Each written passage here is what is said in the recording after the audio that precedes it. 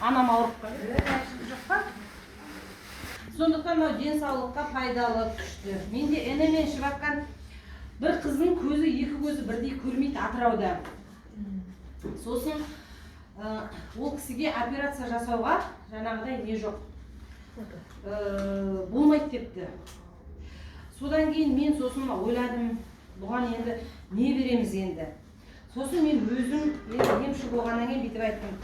Осы пребиотик, НАТО, сосын энемен кардицепс осы үшеуін ішші деп. Бір айдан артық ішті, осы 2-3 күн болды, маған сообщение жазып жатыр. Гүлшат тәте, рахмет, мен қазір соткадан оқи алатын болдым дейді. Көзі ашылып жатыр. Значит, мынау айтады ғой, біздің ДНК-мызды жаңартады дейді. Также да, значит, у нее было кишечникте проблемы, застой болды, қанда застой болды, и соның мынау бүйректе застой болды. Мен просто өзімнің немен бердім да, мынаны берсем, жаңағыдай не болады. Бүгін ана пакетті ала ғой. Мынаны берсем, ол кісіге ем болады деп өзімнің ойыммен бердім, қорқып бердім. Бірақ енді көз жанары ашылсын дедім, я. 2 күн болды, маған жылап тұрып, мынандай хатша жүртті. Гүлшат тәте, мен сотканы оқи аламын, сіздің берген алардың бәрін уже көзім көріп оқып жатырмын. Мен сосын айттым, сен бір сөз болса да, күнде кітаптан дәу әріппен болса да оқи бер. Қарай бер, көзіңді жаттықтыра бер, жаңа не қыла бер деген. Содан енді көз ашылып жатыр. Түсініңіздер ма? Сонда менің қараңыздар ойым тура келіпті. Бірінші кишечник, қан, бүйрек, потом ДНК-ны осының бәрін қосып берген кезде бір айдың сыртында ана кісіде ем жүріп жатыр. Значит, жалғыз көз емес, бүкіл біздің мынау организм бір-бірімен связаны. Также да, мынау қан тамырын дұрыстағанда біздің жүректің жұмысын дұрыстайды. На ДНК не істейді? Энемен біздің ми қызметін дұрыстайды. Уже миға уже информация бара бастағаннан кейін біз дұрыс жұмыс істей бастаймыз. Сондай результат болып жатыр менде. Одан кейін сахардан көп адамдарда міне результат болып жатыр. Спрейден болып жатыр. Короче, результат көп. Қазаннан результат көп. Қазан. Енді қараңыз, қазаннан қандай результат көп. Қазанға күнде тамақ істесеңіздер, бойларыңыздағы ісіп кетеді бірінші. Біз не істейміз? Бүкіл организмнің бәрі зашлакованный, любой. Көбіне нанды көп жейміз, мучной тамақ көп жейміз. Жеп атқанымыздың бәрі углевод. Басқа тамақ жоқ қой енді жейтін, так же, да? Сол углевод. Углеводтың бәрі не істейді? Біздің қан айналымның бәрін бітейді, полностью, и организм зашлакованный болады. Білесіздер, бізде кишечник анау книжка деп аталады, қойда болады, қатпашақ қарын. Ең тазаланбайтын қарын сол екен. Сол жерде қызыл құрт, ана жылқыны сойғанда көресіздер қызыл құрттарды да, сондай қызыл құрт адамда көп екен. Атасы қызыл құрт не өлмейді, не өшпейді, не құрмайды, жаңағыдай не істейді. Біз егерде мынау қазанмен тамақ ішетін болсақ, сорпаны көбірек ішсек, анау жібітіп, ананың бәрі құртады. 15 түрлі аурудан ем. Бір жағынан өсесіздер, бір жағынан ішкі организмді тазалайсыздар, екінші жағынан ақша табасыздар. Күшті ғой да? Бұл бизнестің оңайлығы сондай кереметтері бар. Содан кейін сіздерге бір жаттығу айтайын. Кәдімгідей етпетпенде жатасыздар да мынаны ішесіздер ғой. Ішкеннен кейін жоқ дегенде 10 минут ішпен зарядка жасау керек. Именно кишечникпен. Жатып аласыздар да ішіңізді қимылдап туда-сюда. Түсініңіздер, ішкенен бір 10-15 минут. Мына екеуін ішіп аласыздар ғой, содан кейін жатып аласыздар, етпетпен ішпен кәдімгі физзарядка жасау керек. Мысалы 50-де болсаңыз 50 рет, 45-те болсаңыз 45 рет, 60-та болсаңыз 60 рет. Сол кезде мына кишечник жұмыс істей бастайды да, жарты сағаттан кейін сразу туалетке жүгіресіздер. Ал не істейміз? Біз ішіп аламыз да не су ішпейміз, не жүрмейміз, не істемейміз, көмектеспеді деп отырамыз. Рас қой, ол сен іштемені қозғалмаса, мынаны апарып мына жерге қоясың, қайда көмектеседі саған? Көмектеспейді ол. Шындап келгенде, сол үшін ішіп алғаннан кейін ішті қимылдатып, кішкене не қылғаннан кейін уже үлкен дәретке, енді ол сөздің ұяттығы жоқ, жақсылап барасыздар. Шайқап жіберді ма? Иә, кишечникті. Жоқ, потому что мен профессормен жұмыс істедім ғой, осыдан 15 жыл бұрын.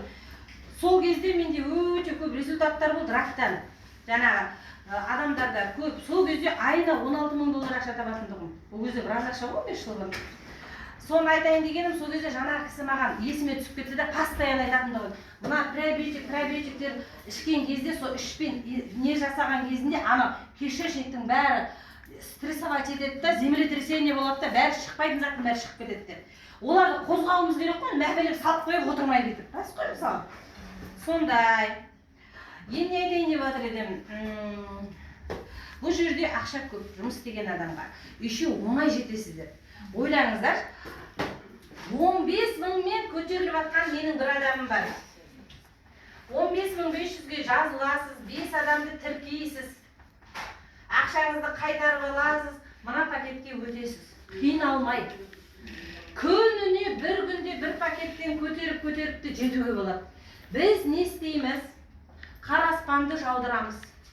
Маған спонсор көмектеспеді, анау бүйтпеді, мен үйренбедім, анау маған мынандай жалғы жазғанда Құдай айтады, қойшы, саған керек емес бұл бизнес бәрі. Істемейсің, одан да істемей-ақ қойшы дейді да, адамды маңайына жолатпайды. Құдай деген құр қалмайды, когда адам тыным таппай істегенде күшті болады. Мен не істедім? Ана кім қайда? Тойгүл ханым қайда?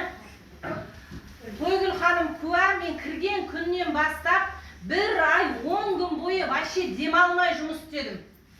Үйімді де көрген жоқпын, күйеуімді де көрген жоқпын, бала шағамды да көрген жоқпын. Күйеуім айтты, маған уақыт бер, мен мынандай статусқа жетіп алуым керек, сосын демалам дедім.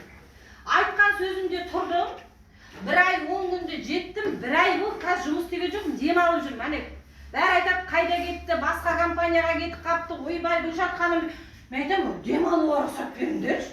Басқа компанияға не деп барам, мен мына жерде басында тұрып, ұят емес па позор? Мен айтамын, кішкене болса да адам деген демалғым келеді ғой, мен де адаммын ғой. Күйеуіме берген уәдемді орындауым керек, бала шағам той болайын деп жатыр, тем более.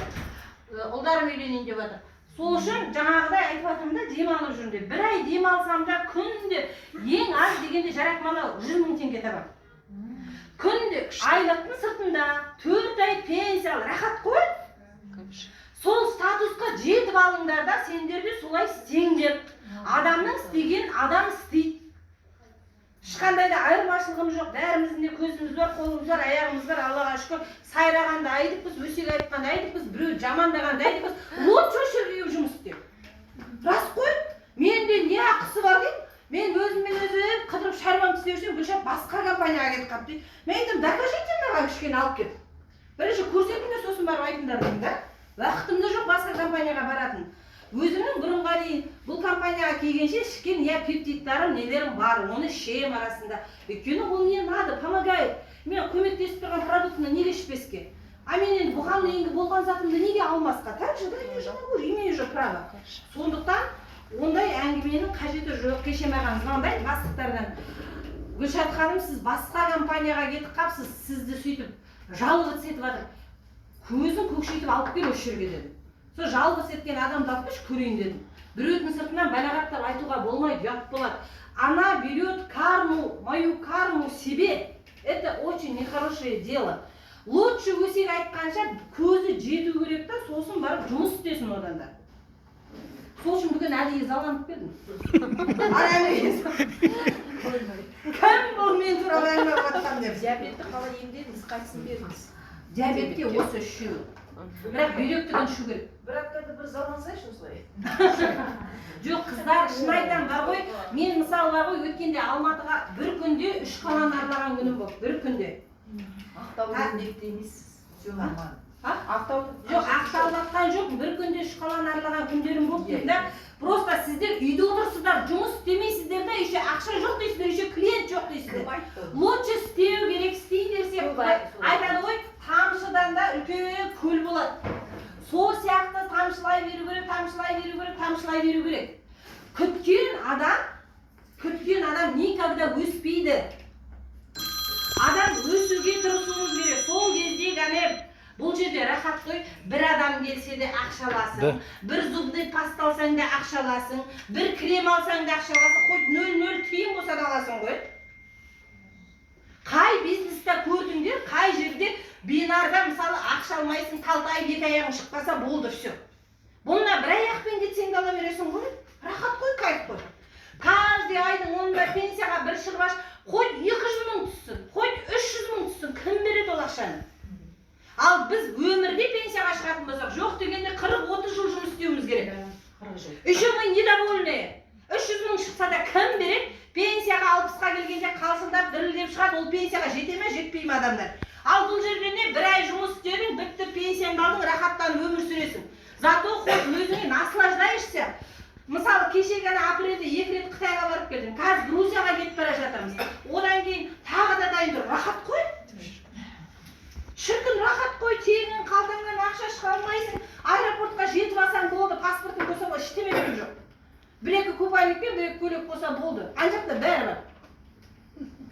Пенсия жүріп жатыр дейміз. Пенсия жүріп жатыр, Аллаға шүкір. Күйеуімді мен пенсияға шығарып алдым. Қазір ұлдарымды шығарып алайын деп жатырмын. Аллаға шүкір, істеу керек, істеу керек. Күйеуіме пенсияға шықтым десем, кеше бейдейді. Рахмет айтма. Пенсия қанша аламын дейді, мен айтамын, қанша аласың біз? Қалай жасайтын пенсия аласың? Жоқ, бұл жерде ақша бар. Бір үйден 5 адам пенсияға шықса, ойлаңыздар да, ең аз дегенде 1,5 миллион алса, ең аз дегенде ақша емес па? Неге солай істемеске? Неге жаңа планмен істеу керек? Сол кезде бұл жерде ақша бар. Біз не істейміз? Біз аңдып отырамыз. Анау шығып жатыр ғой, я басында қақшаңдап тұр ғой деп, өзіміз істеуді білмейміз соны. Мен осында келгенде маған ешкім Тойгүлден басқа ешкім үйреткен жоқ. Тойгүлге айттым, бір ай менің жанымда жүр, бір айдан кейін мен сені босатамын дедім. Бір ай қақшаңдап оның жанында не айтады, не қояды, бәрін үйреніп алдым. Потом кеттім өзім істеп. Адамдарыма да сөйтіп айттым. Почему мен көп жандарымда жүрмеймін, адам өссін деймін. Егер мен жүре берсем, олар өспейді, кішкентай садиктегі бала ұқсап жүреді, не істеймін деп. Лучше өсу керек адам өзі. Мен ешкім не істеген жоқ. Просто мен айтамын да, біз қазақ десе өзімізге тиеді, біз бір-бірімізге қолдау жасауымыз керек та, тез-тез көтеріліп алуымыз керек. Заң қандай, заман қандай болатынын білмейміз алдағы уақытта. Басқа жақта соғыс болып жатыр. Қазір бізде еліміз тыныш кезінде жұмыс істеп, мынау бәлен жыл береміз деп отыр ғой пенсияны, шығып алып, үндемей алып отырғанымыз рахат емес па? Бірдеме десең Қытай дейді, Қытай, наоборот, бізге мүмкіндік беріп отыр өмір сүруге, ақша табуға. Ал мына дәрішкеннен ішкіп өліп жатқан жоқ қой жазылмаса. Біз неге өспейміз, өзіміз әлі сенбейміз. Іштікте қалжыңдап дірілдеп бұдырып көмектесе ме, көмектеспей ме деп отырамыз. Сенген кезде ғана бары болады, сенбесе ол ештеме де болмайды. Құдай айтады ғой, сен ниет қыл дейді. Сенің ниетіңе мен берем дейді. Алла тағала біз не істейді екен, таңертең тұрған кезде намаз оқитын кісілер біледі. Біз ерте айтсақ, Алла тағала мен бүгін осындай ақша табуым керек деп ниет қыламыз. Алла біздің ниетімізді әмин дейді, 70% жұмысымызды дайындап қояды. Сол ақша келетін адамдарды, беретін адамдарды, қай жерден алатынымызды бәрін. Ал біз не істейміз? 30% көтерімізді көтереміз, болды, телефонға жауап береміз. Біз соны да істемейміз ғой. Лучше, жоқ, мен ана жерде істеп көрейін, мына жерде пока болмайды, ана жер, екі қайық тұстаған адам суға кетеді, бітті өледі. Екі баймен бір күнде тұра алмайсың ғой, сол сияқты ғой. Жоқ, рас қой. Біз ананы ұстап қалғымыз келеді, ананы ұстап қалғымыз келеді, ананы ұстап қалғымыз келеді, төменде дымда жоқ болады.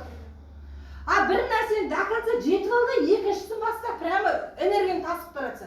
Одан кейін үшіншісін баста не істесең де. Просто 7 таймытқа жетіп алыңдар, нормально, жоқ, ең аз дегенде бір 5-6 миллион айына алып отырыңдар, сосын мейлі қайда барсаңдар. Ешкім ұстап тұрған жоқ. Жетесіздер, бұл оңай, ұйықтап отырып жету болады, ұйықтап, өлең айтып отыр. Менің ұлым айтады ғой, мама дейді, сіздің бизнесіңіз күшті дейді. Неге десем, аннан алып кет, кафеден, мына жерден кафеден алып кет деймін ғой. Ылғи кафеде отырасыз, сіздің бизнесіңіз күшті, иә? Қай уақытта жұмыс істейсіз? Сол сияқты біздің бизнес рахатта шай ішіп отырып, әңгіме соғып отырып жұмыс істейміз. Қиналып, қол жуып атқан жоқпыз, Алла сақтады. Ана жұмыс істеп атқан жоқпыз, или жаңа тағы бірге. Просто білгенімізді айтамыз, от души, бітті все. Қазанға тамақты салып қойда бүкіл көршілеріңді шақырып, қазанға тамақ істеді бүкіл туыстарыңды шақырып, вот тебе 5 подписок. Рас қой.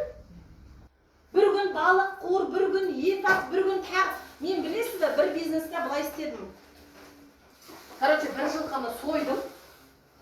Ол бизнесте өте мен кейбірден ұялуым керек қой. Сосын бір кісі айтты. Тез екі үй алатын не айтам деді саған совет. Бір жылқыны сойды.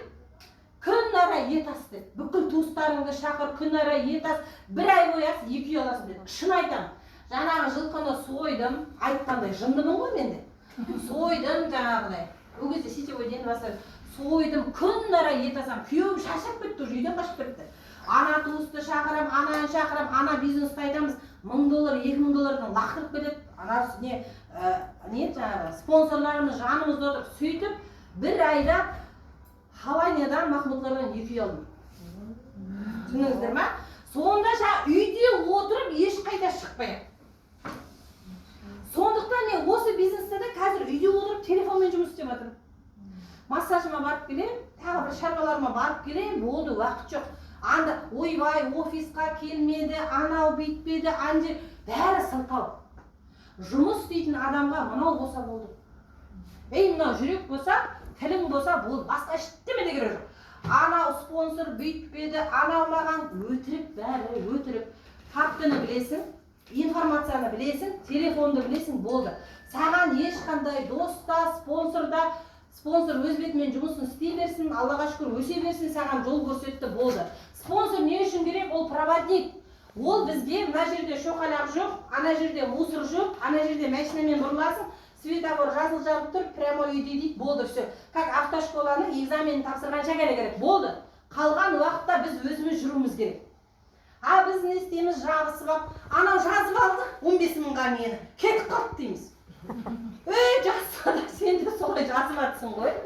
Рас қой. Поэтому спонсор просто бізге проводник. Мен спонсорымды 2 айдан кейін есіме түсті. Жазда кетіп қалды ғой, бір күні звондай. Сен мені туа салдың да, кетіп қалған не, пеленкімен лақтыра салды деймін да. Айтады, өзімде қалып қойдың ба саған, жете алмай жатырмын, қуып келатырмын, әлі жете алмай жатырмын дейді. Мен қайдам амандық біліп тұрсай деп, 2 айдан кейін бірақ звонда. Жазды, сол күні тастап кетті, бітті все. Туа салды да, бітті, лақтырып кетті. Әйтеуір анау, неде видеода көрсетеді ғой, туа салып, планшет ұстаған бала ұстап кетіп қалды мен. Өзімді солай елестетем, иногда бар ғой. Туа салып, планшет ұстап кетіп қалады ғой, сол бала сияқты. Солай кетіп қалдым да. Сондықтан никогда спонсорға ренжімеңіздер. Маған жазды, тастап кетті, мені шақырды, бүйтті. Когда мы на кого-то обижаемся, біз Құдайға обижаемся. Құдай ол адамды сізге жіберді өсіру үшін. Болды, оның миссиясы сол жерде бітті. Ары қарай ты должен выживать, ары өзің істеу керексің. Şu kampanya көрсетіп берді ғой, болды, әкеліп бітті кетті. Сол айтамын. Сізге мүмкіндік берді баюға, болды все. Қалған уақытта никто никому не должен. Даже біз мысалы болады я байыңызға қарамызда айтамыз, сен менің байымсың, болды сен мен жанды. Ол никто нам, ол просто серік болып келген бізге. Өлгенде біз жалғыз кетеміз, жалғыз жауап береміз. Біздің жайнамазымыз, мына жаңағы істеген ісіміз болды все. Бала да бізге серік болып келген бұл өмірде.